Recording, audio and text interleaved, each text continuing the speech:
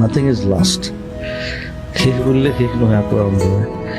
যদি ক'ৰবাত যদি কিবা এটা শেষ হয়, আকৌ কোনোবাই নহয় কোনোবাই ষ্টাৰ্ট কৰিব। সেইটো চব বস্তু তেনেকুৱা, চব গোটেই পৃথিৱীখন তেনেকুৱা, অল প্ৰগ্ৰেশ্যনছ। উভতি চোৱা ধূলি বাতে ধূলি হৈ উৰিব জীৱনী, উজুতি খোৱা উচুপনিবোৰে ছবি হৈ কবহি কাহিনী।